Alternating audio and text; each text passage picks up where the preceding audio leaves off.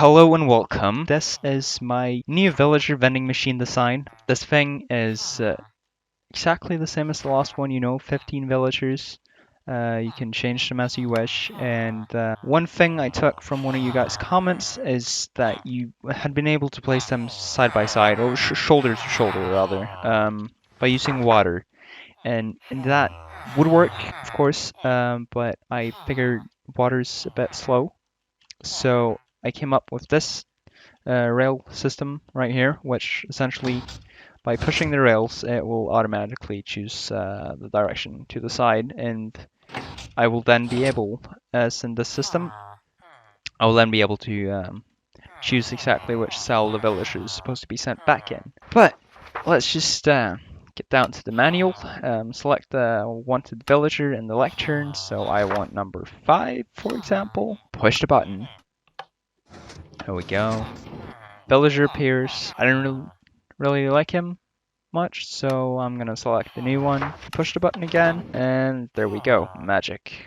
The nice thing about this design is, well, because there's stacked shoulder to shoulder like this, in the last design, the furthest away villager would have been right here, so you can see there's not really too much of a difference. It's actually about the same. But what was wrong, if we can call it that, with the last design was that the villagers were stacked right beside the rail. So when the villager was sent down, he kept pushing on the people or on the villagers right beside him, which slowed him down. It's kind of visible if you watch the previous video I have on my channel on the villager vending machine version 2.0. But either way, this design is 11 blocks wide, 9 blocks high, 21 blocks long, and one rule that still applies, which is the same as the previous design, is that north or west works the best. So, as I showed in the last video, the reason why it's preferably made north or west is because when the minecart is sent onto this rail, it chooses to go in that direction. And same as if you were to build it west, it would choose to go in this direction. Why that is, it's game code, don't ask me why. But either way, you could have it in any direction, but let's say you were selecting a minecart here, he would be sent off. Right now, of course, okay, good. Right now, of course, he's being sent in this direction, but if he were to be sent in this direction, it would be twice as long before this villager would actually appear for you. So it would be a fairly slow system. But this system, because they're stacked so close to each other and they're not getting slowed down, when I choose number 15 here, let's count. 2001, 2002, 2003, so almost 4 seconds. And my timing's a bit off, right? I can't count correctly, but the average travel time, at least as far as I've figured, it's about 3.75 seconds, so almost 4 seconds. And as far as I know, there's no quicker design out there. Please do prove me wrong, but as far as I know, there isn't.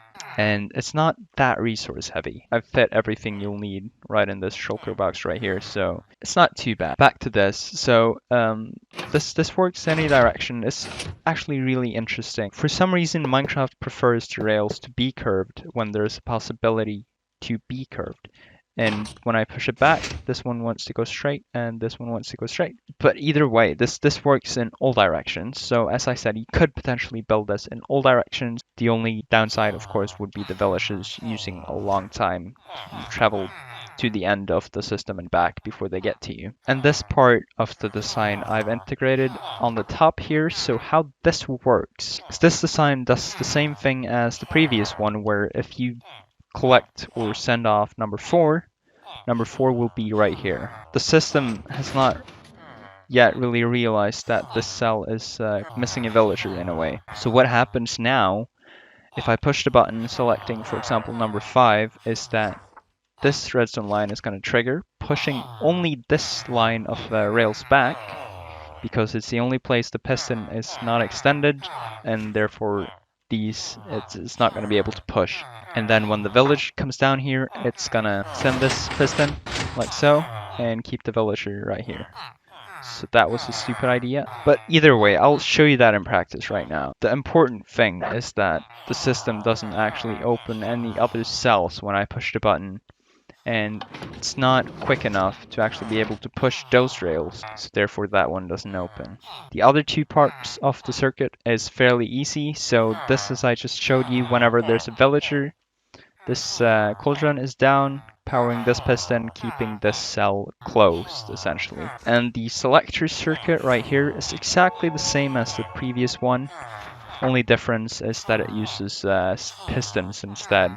So the only way I've found out you can break this system, at least when it's correctly set up, is if you push the button and quickly change pages, because you'll trigger multiple pistons and multiple villagers will be sent, and it's just going to be chaos. Either way, I've prepared a small area here for us to build this thing. First off, I'm just going to show you what you need. This is a complete list of everything you'll need for this design. Of course, the building blocks is of your own choosing. You need a little bit less than 4 stacks, but with 4 stacks, you're pretty much safe. You're going to need 33 blocks of redstone, 60 redstone dust, 48 redstone torches, 30 redstone repeaters, 20 redstone comparators, 15 observers, 58 powered rails, 26 normal rails, 30 sticky pistons, 30 pistons, 15 cauldrons, 1 or preferably 2 water buckets so you can make a infinite water source close to the machine, 15 string, the building blocks as mentioned, 16 lecterns or at least 1 lectern and then whatever workstations you want for the villagers, 15 trapdoors, and of course 15 minecarts and 15 villagers to fill up the whole system, 1 stone button, and 1 book and quill with 15 pages on it. So when it comes to this book, what was mentioned to me by one of you guys is that in Bedrock, the last version at least, function in Bedrock, the only difference was that you needed 30 pages on the book and quill because the book shows 2 pages at once, if I'm not mistaken. That's at least how I understood it.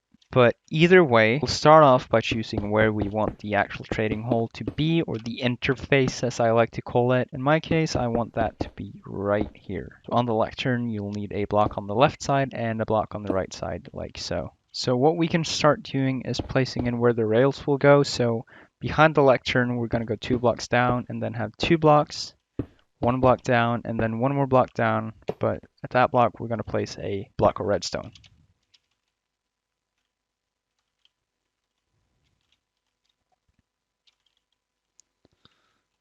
From this block of redstone, we're going to go 15 blocks back, and on the 15th block, we're going to place a block of redstone instead. So 1, 2, 3, 4, 5, 6, 7, 8, 9, 10, 11, 12, 13, 14, and then the 15th block is going to be a block of redstone.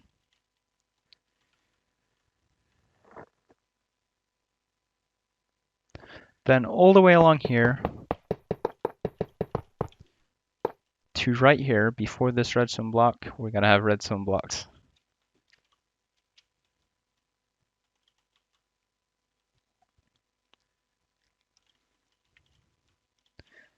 Then 1 row with the building blocks if you're choosing.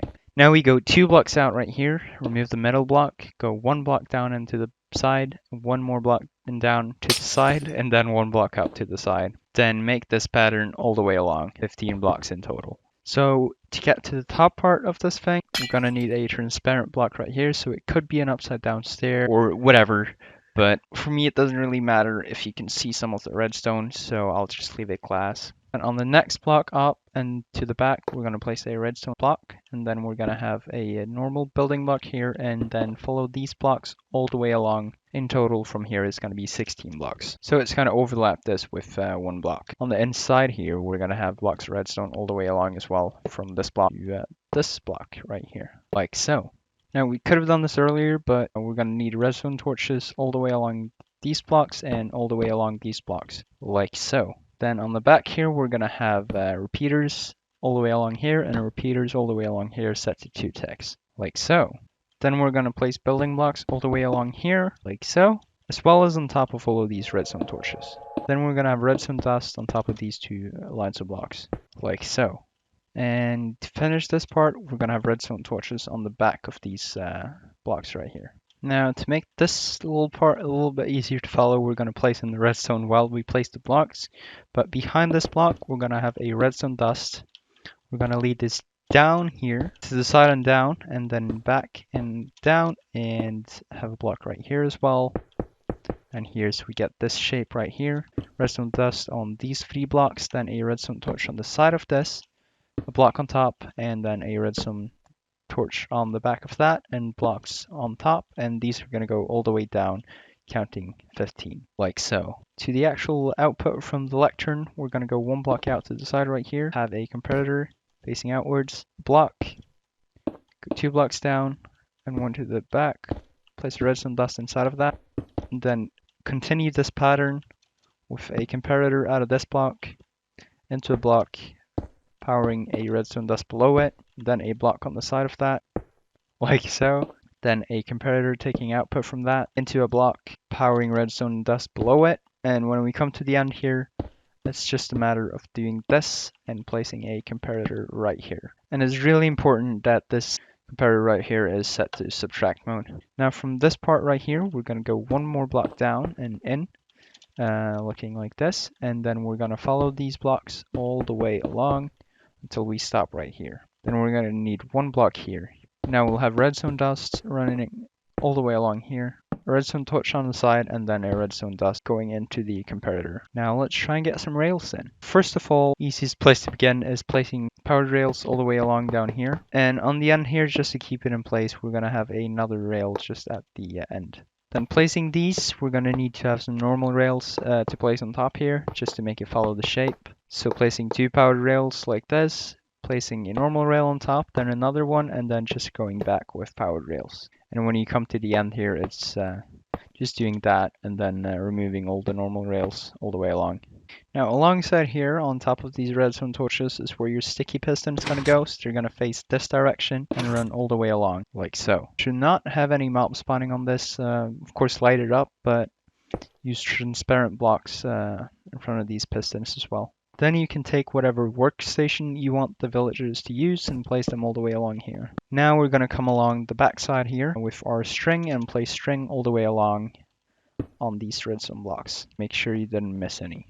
Then we're going to have observers placed on the string.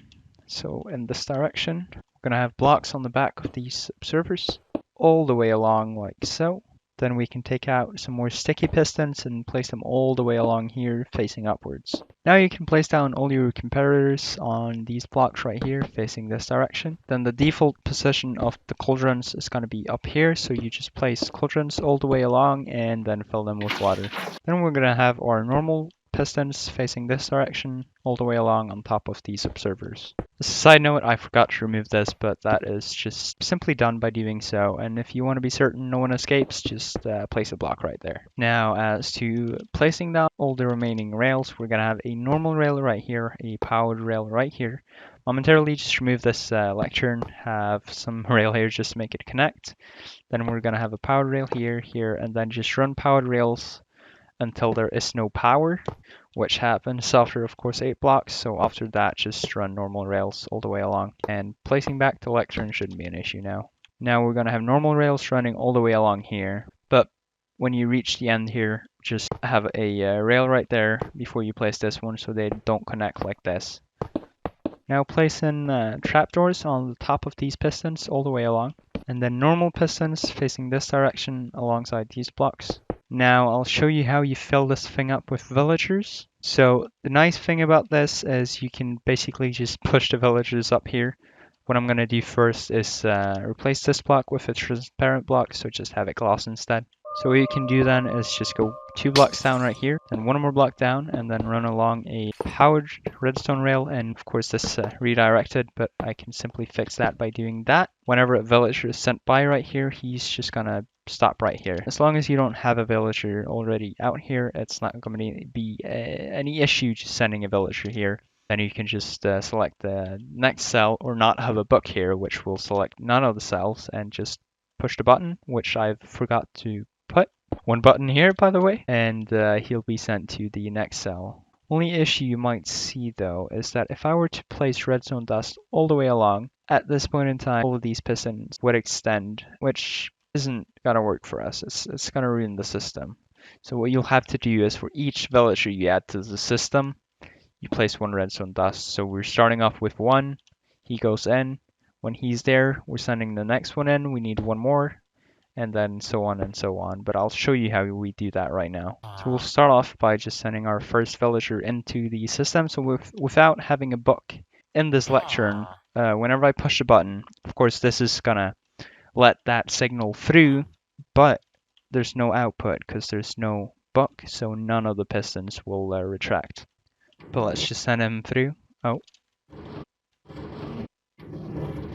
there we go. Okay, didn't seem the villager was wanting to work with me right there. So he's even picked up his correct profession, but of course when you're sending villagers into the system, you'll probably have villagers that's gone through, you know, the transformation. So you have good trades and actual trades you want to have in the system. Either way, all we need to do now, adding a new villager, we just put one more redstone dust, and when we now push the button, there we go. That should fix that. Now he's in the system, so pushing this button now, you'll see does actually nothing. But if I were to put in the book and of course select page number 1, he's going to be sent right to me. And then I can trade with him and put him back to his cell. Now let's just take out the book just momentarily and put another villager in. So let's just try this again. I've changed this up a bit because they weren't really cooperating. But let's try and send another villager into the system. He's going to stop right here. Then we need to add another redstone dust. Then do not have a book in the lectern. Push the button. He's going to be sent off to the correct cell, and then that cell closes. So just one more time, villager in here without any other villager currently being here. Oh, sorry. Add one more redstone dust and then push the button. And he's being sent off to the correct one. So I'll just quickly show you what happens if you have all the redstone dust in here. So I send him off, and oh, he's actually sent off to the correct cell. But next villager I send in, yeah, he's not gonna have a great time. That's not where he was supposed to go. There is one thing I feel like I need to say though, and that is that in the current version, so 1.14.4, apparently the villagers have a tendency to quit this lectern right here, for example, and then decide to use this one, which they can't reach, and therefore they will not replenish the trades. I'm pretty sure it's a bug, at least everyone else says so, so I'm counting on it being fixed, but I haven't had any issues using this on my server, so I don't think it's not that broken. But you might get a little bit annoyed from time to time because some of them aren't replenishing their trades, so just be aware of that. But either way, I hope you got something out of this. Maybe you're even going to build this on your own server or world. And honestly, I'd love to see some screenshots if you do. If you implement this into your house or some other build, it'd be cool to see. So I have my Twitter linked in the description. And there will also be a world download to this map, so you can even more easily see what's going on and maybe use it to copy it. Hope you enjoyed. I hope you don't mind hitting that like button and maybe even subscribing. Just massive thanks for all the positive support I've gotten on these few videos, and who knows, maybe I'll continue. I know this video is quite late because I've been putting it off for weeks now, but here it is. Hope you enjoyed, and have a nice day.